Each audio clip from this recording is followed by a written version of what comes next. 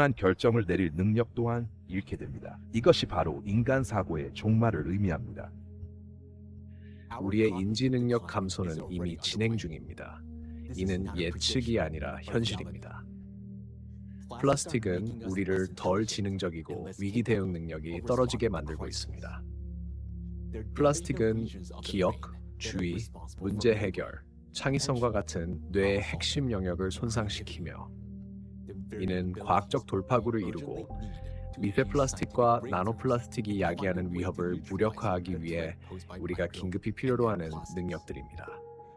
그리고 올바른 결정을 내릴 수 있는 시간은 매우 제한적입니다. 그러나 지능 상실이 우리가 직면한 최악의 상황은 아닙니다. 미세 플라스틱과 나노 플라스틱에 장기간 노출되고 뇌에 축적되면 가장 기본적인 생존 기능조차 점차적으로 실패하게 됩니다. 다시 말해, 우리는 사고 능력뿐만 아니라 생존 능력 자체를 잃을 위험에 처하게 됩니다. 만약 이것이 과장처럼 들린다면 꿀벌을 생각해 보십시오. 꿀벌은 체질량이 훨씬 작기 때문에 뇌 내 플라스틱 농도가 훨씬 높습니다.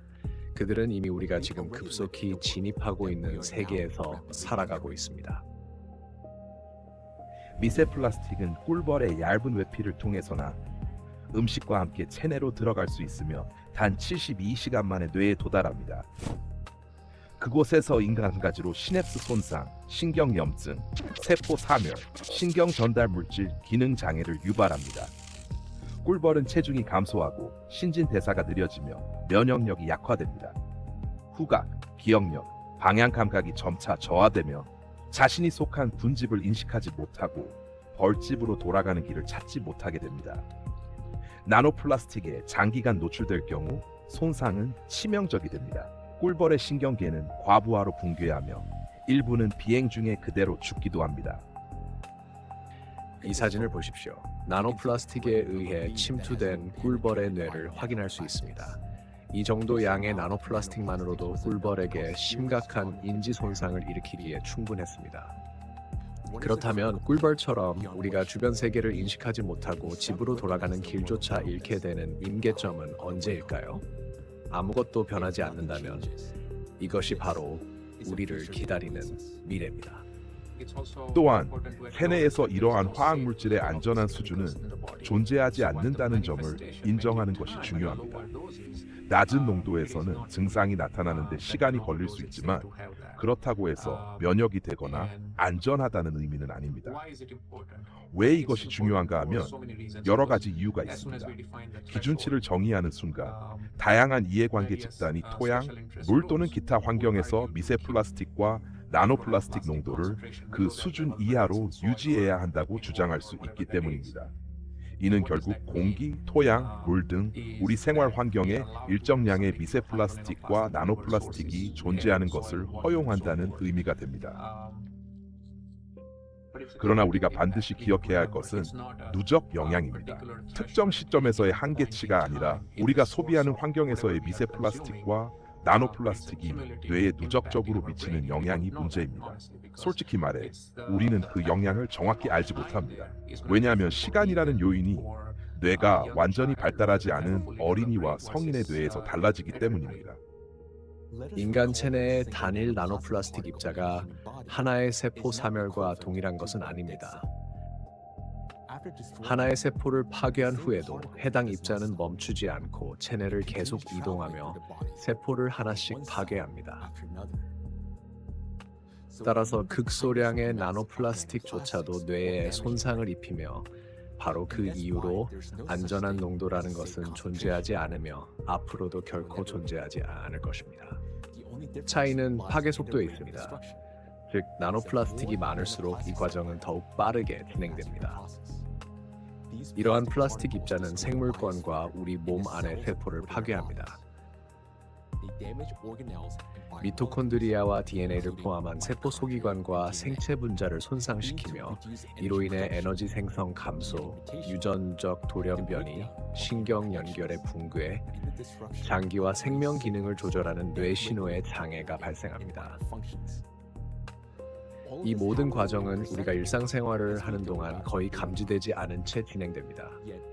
그러나 뇌 안에서는 이미 조용하고 체계적인 파괴가 진행되고 있습니다. 문제는 인류가 이 위협의 전체 규모를 제때 인식하고 미세 플라스틱과 나노 플라스틱이 전하를 축적하고 유지하는 능력을 제거할 방법을 찾을 수 있느냐입니다. 결코 외면해서는 안 되는 위협.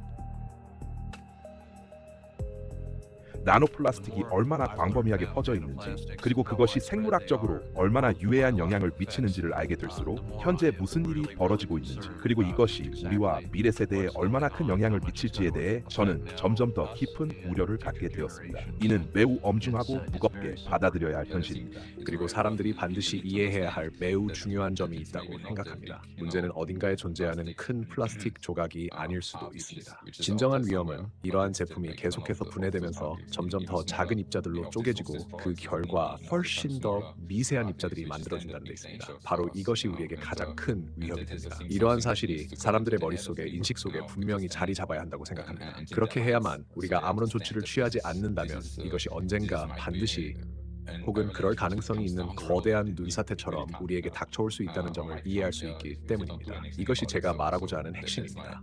우리는 이 상황을 그대로 방치할 수 없습니다. 가장 두려운 측면은 나노플라스틱이 생명의 가장 근본적인 과정에 개입한다는 점입니다.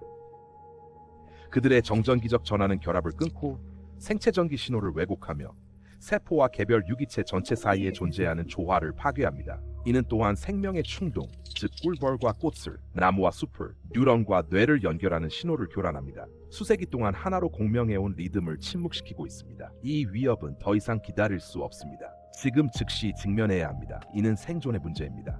우리는 얼마든지 연구를 수행할 수 있고 과학 공동체는 그 역할을 계속해 나갈 수 있습니다. 그러나 이러한 경고가 대중에게 전달되기 전까지는 아무것도 변하지 않을 것입니다. 이제 이것은 더 이상 과학의 문제가 아닙니다. 과학은 이미 보여주어야 할 것을 분명히 보여주었습니다. 앞으로 몇 년 안에 연구가 10편 더 나올 수도 있을 것입니다. 그렇다면 그 다음은 무엇입니까? 변화는 결국 사람들의 인식, 즉 여론에 기반할 때에만 일어납니다. 저는 우리가 남길 유산이 미래 세대가 살아갈 수 있는 환경이어야 한다고 생각합니다. 이것이야말로 우리 모두가 공통으로 공유하는 순수한 목적입니다. 이 문제를 우리 자신의 건강과 연결할 수 있다면 저는 그것이 우리 모두가 함께 행동하도록 만드는 훨씬 더 강력하고 설득력 있는 동기가 될 것이라고 생각합니다. 이는 매우 중요한 지점입니다. 사회적 차원에서 우리는 달러, 파운드, 유로, 루피와 같은 화폐 단위를 넘어 또 하나의 차원을 우리의 재무 계산에 포함시켜야 합니다. 그것은 바로 건강, 그리고 건강에 미치는 영향입니다. 이것은 반드시 평가의 일부가 되어야 합니다. 왜냐하면 우리가 생존할 수 없거나 삶의 질을 유지할 수 없다면 돈을 버는 것이 무슨 의미가 있겠습니까? 그렇다면 그 외의 모든 것은 우리와 미래 세대에게 아무런 가치도 없게 됩니다.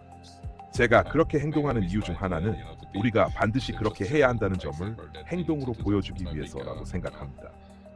제가 가진 가장 큰 바람은 해결책을 찾는 데 기여하고 사람들이 이 문제에 대해 생각하고 이야기하며 그에 맞게 행동하도록 하는 데 일조하는 것입니다. 그렇게 함으로써 이 세상을 미래를 위해, 특히 다음 세대와 제 아들 그리고 전 세계의 가족들을 위해 점점 더 나빠지는 곳이 아니라 더 나은 곳으로 만들고자 합니다. 우리는 너무 오랫동안 아직 시간이 남아있다는 안도감 어린 환상 속에서 살아왔습니다. 인류는 언제나 상황을 인식하고 이해하며 대응할 기회를 가질 것이라고 믿어왔습니다. 그러나 그 시간은 이미 지나갔습니다. 이제 우리의 가장 큰 과제는 되돌릴 수 없는 지점을 넘기 전에 해결책을 찾는 것입니다. 아직 우리의 지성과 얼마 남지 않은 시간이 남아있는 지금이 바로 그때입니다. 그러나 이를 위해서는 먼저 전 인류가 지금 벌어지고 있는 사태의 진정한 규모를 이해해야 합니다. 그래야만 우리의 모든 과학적 잠재력과 자원을 해결책을 찾는 데 집중할 수 있습니다. 이미 보았듯이 이처럼 복잡한 문제는 어느 한 개인, 조직 혹은 국가만으로는 해결할 수 없습니다. 알라트라 과학 공동체는 지난 20년 동안 이 해결책을 찾기 위해 노력해왔습니다. 아직 그 해답을 완전히 찾지는 못했지만 우리는 그것이 존재한다는 것을 알고 있습니다. 그 해답은 물리학, 화학, 생물학의 교차점에 있으며 이는 해결책이 실현 가능하고 우리의 생존을 위해 반드시 찾아야 하는 것임을 의미합니다. 수년간의 연구를 통해 우리는 전 세계 공동체 전체의 노력이 시급하게 하나로 결집되어야 한다는 명확한 결론에 도달했습니다. 우리 앞에 놓인 과제는 막대합니다. 시험관이나 단일 생물체 수준이 아니라 생물권 전체에 걸쳐 미세 플라스틱과 나노 플라스틱이 전하를 축적하고 유지하는 능력을 제거하는 방법을 찾아야 합니다. 동시에 인류와 지구에 해를 끼치지 않고 지구 자기장을 교란하지 않아야 합니다. 오늘날 미세 플라스틱과 나노 플라스틱은 신생아를 포함한 모든 인간의 몸속에 존재합니다. 심지어 첫 호흡을 하기 전부터 노출됩니다. 자궁에서 발달 중인 태아 역시 이미 이러한 미세 입자에 노출되어 있으며 인간의 난자와 정자조차 나노 플라스틱에 오염되고 영향을 받고 있습니다. 인류 역사상 처음으로 우리는 지구상의 모든 생명을 위협하는 적과 마주하고 있습니다. 그리고 방향을 바꾸지 않는다면 이 위기는 더욱 심화될 것입니다. 나노 플라스틱은 이제 인류 전체와 우리 각자에게 있어 유일하고 진정한 적이 되었습니다. 지금은 지정학적 경쟁이나 경제 전쟁을 벌일 때가 아닙니다. 새로운 제국을 건설할 때도 아닙니다. 자신이 죽어가고 있다는 사실을 깨달았을 때 아무도 살지 않을 집을 새로 짓는 것은 아무런 의미가 없습니다. 무엇보다도 우리는 더 이상 군사적 충돌을 벌일 시간이 없습니다. 이미 공통해 보이지 않는 적에 의해 죽어가고 있는데 서로를 죽이는 것은 무의미합니다. 일부는 아직 그 사실조차 인식하지 못하고 있습니다. 우리의 미래는 이 위협 앞에서 분열을 내려놓고 지구상의 모든 생명을 위협하는 이 살인자, 나노 플라스틱에 있어 하나로 단결할 수 있는지에 달려 있습니다. 문제는 우리가 이 모든 것을 진정으로 이해할 수 있는 능력이 아직 남아있는가 하는 것입니다. 아니면 나노 플라스틱이 이미 우리의 정신을 손상시켜 인류 위에 드리워진 치명적인 위험조차 인식하지 못하는 상태에 이르렀을까요? 만약 우리가 아직 현실을 있는 그대로 볼 수 있다면 우리는 행동할 의무가 있습니다. 아직 가능한 동안 해결책을 찾아야 합니다. 이 책임을 다음 세대에 떠넘길 수는 없습니다. 지금 해결책을 찾지 못한다면 다음 세대는 존재하지 않을 것이기 때문입니다.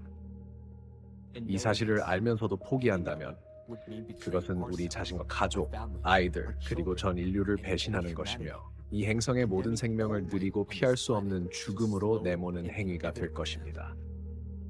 이 위협을 아직 이해할 수 있는 능력이 남아있다면 우리 각자는 이 노력에 의미 있는 기여를 할 수 있습니다. 오직 함께 행동할 때만 우리는 이 거대한 도전을 해결하고 우리가 가진 가장 소중한 것, 바로 생명 자체를 지킬 수 있습니다. 생명은 싸울 가치가 있습니다.